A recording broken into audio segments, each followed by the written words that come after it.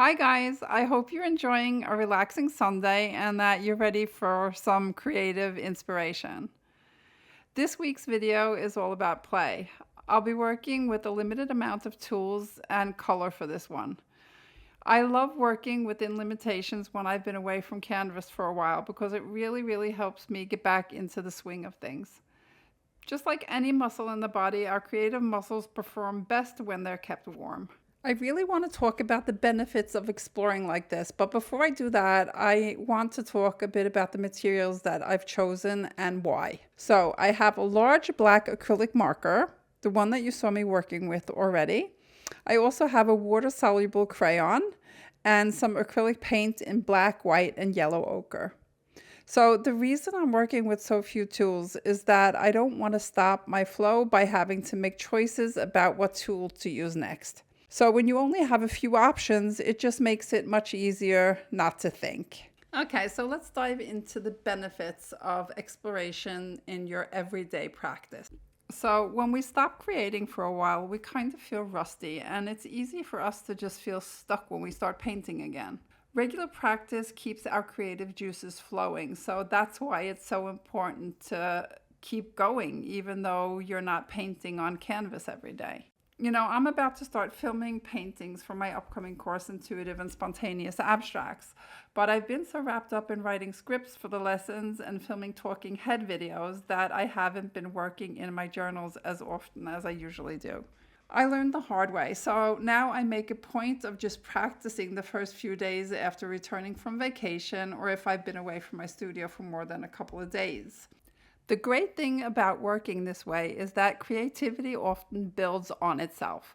So small and consistent efforts have led me into big discoveries more than once. You really do start to get to know who you are as an artist when you work this way. It helps you stay connected, and when you're in the habit of creating, you become more confident, and it's easier to explore new directions. And with this newfound bravery, you'll find it easier to challenge yourself as well. And that will force you to start problem solving. So if you want to give this a try, set aside 5 to 10 minutes a day just to doodle, layer shapes, or even make quick sketches. I used to love to try new tools and small journals when I first started painting. So it just helps you to get to know your tools, and that has more than one advantage too, because playing with your tools in a journal will allow you to come up with new ways to use them. So if you have more time than that, then set aside 30 minutes as often as you can and dive a bit deeper. And then you can get some paint on your fingers too, like I'm doing in this video. I was only in my studio for 35 minutes for this painting, so it's not like it takes a long time. So this is a great way to loosen up. And if that is something that you need to practice on, a good idea is to hold your tools as loose as you can.